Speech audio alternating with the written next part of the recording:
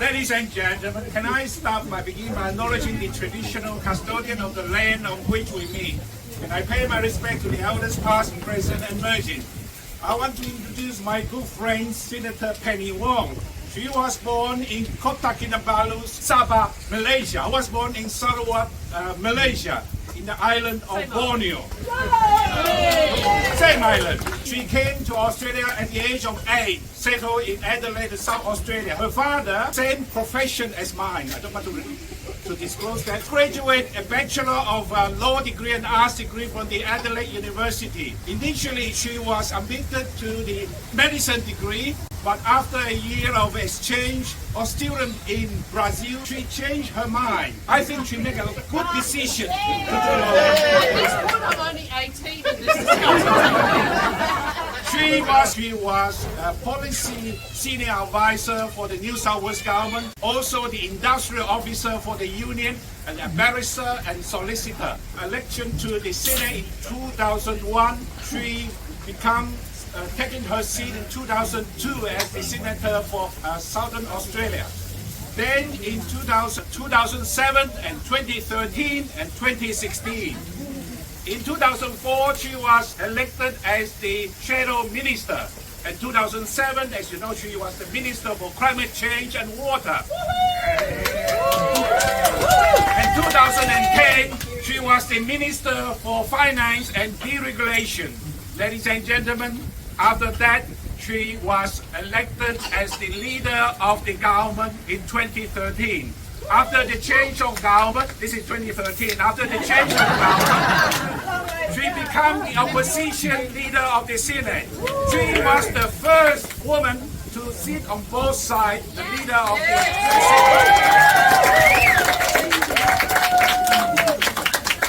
She lived at Adelaide. Married a partner with 2 daughters. And as a matter of fact, you know, at the ANZ 2022 ANZ Day promotion, she was very happy with my picture. Ladies and gentlemen, let me introduce my good friends, our next Minister for Foreign Affairs and also the Senator for Southern Australia, my good friend, Senator the Honourable Penny Wong.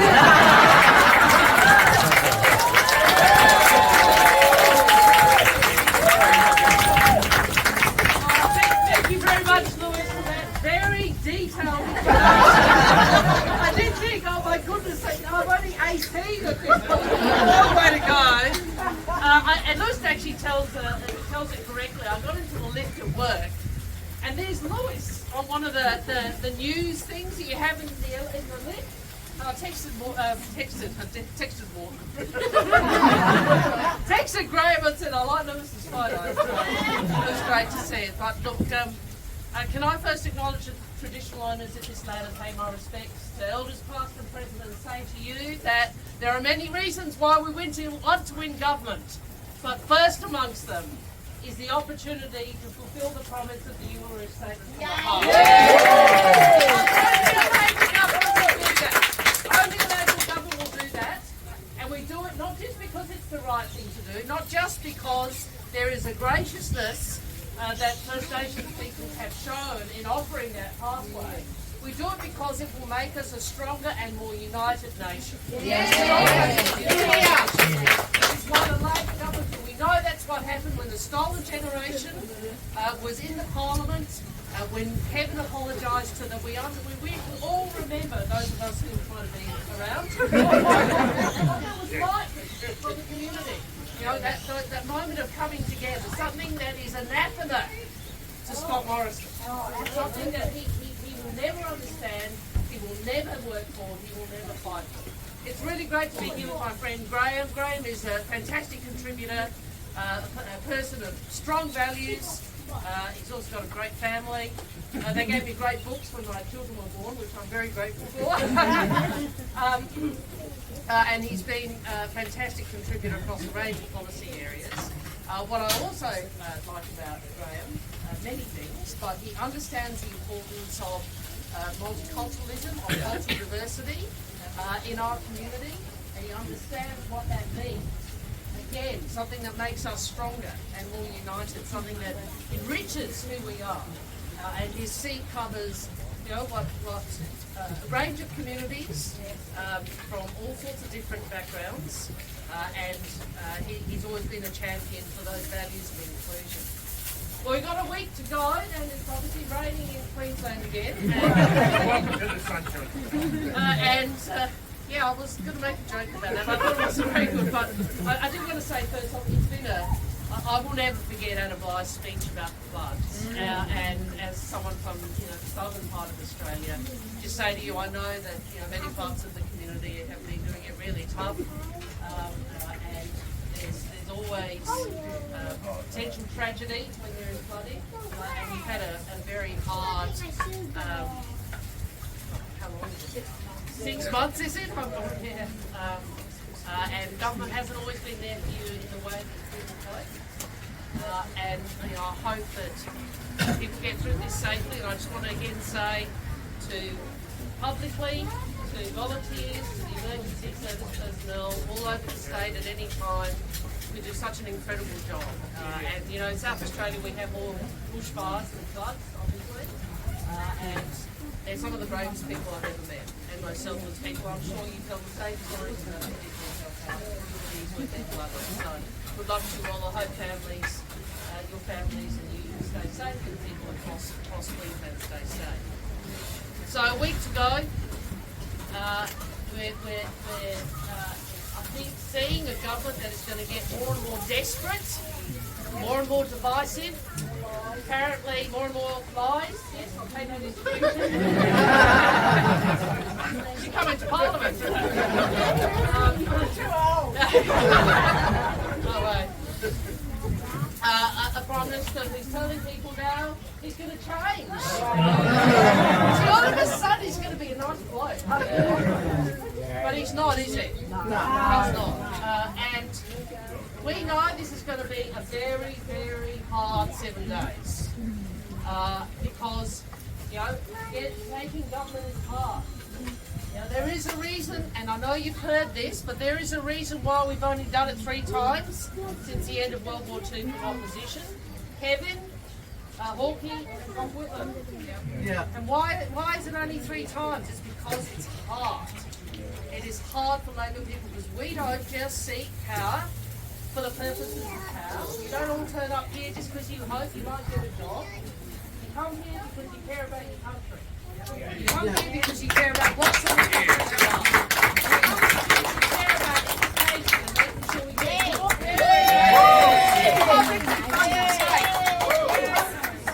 You come here because you want more access to universities for your kids. You come here because you want Medicare to be stronger, and because only Labor built it and only Labor will ever protect it. You come here to stop the one action on climate. I can tell you, I was Australia's first climate minister. When my hair went grey.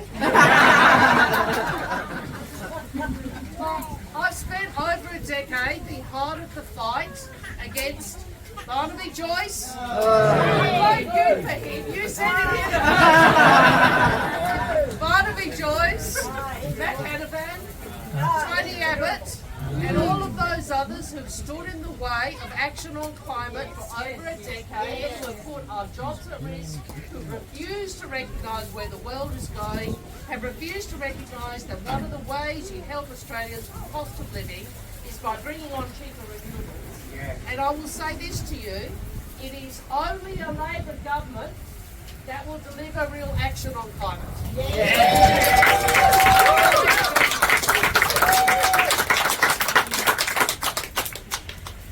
Anyway, a week to go. And we're going to be all over the country. The Shadow Ministers, Albo, I think where was he yesterday? Cairns was on the reef, and then in Darwin. Brisbane tomorrow, that's it.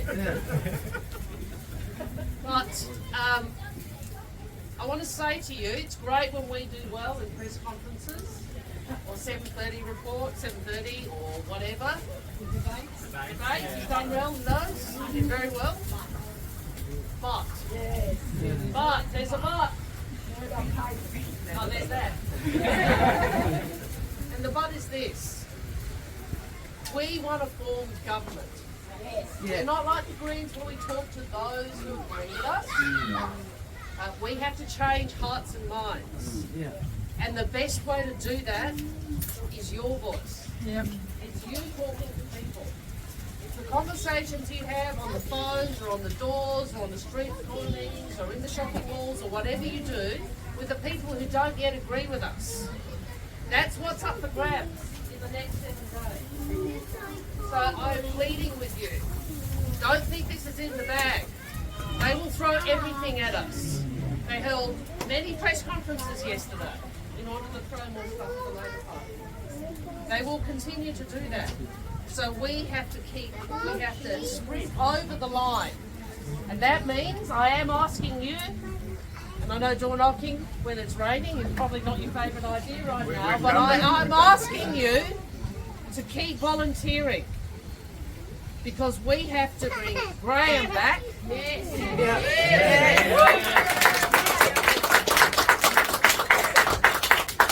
We have to bring Graham back, put Graham back into Canberra again as part of an Albanese Labor government. And you know, when you're really tired and grumpy, or grouchy, not that Graham ever gets grouchy, right? He actually always seems cheerful. He's one of those people in Canberra who's always cheerful. When you're tired and grouchy and sick of it, sick of having that same conversation over and over again, please remember how you will feel on Saturday night if we lose, or Sunday, I'm hoping Sunday night, but also how you will feel about this country if we get over the line. What you will feel if we elect a Labor government to do all of the things that have brought you here in the rain today. All those things that have brought you here in the rain today. Whether it's health or education or climate or just the principle, the hope that we might be a more unified nation, and in that we would be stronger. Thank you very much for your time.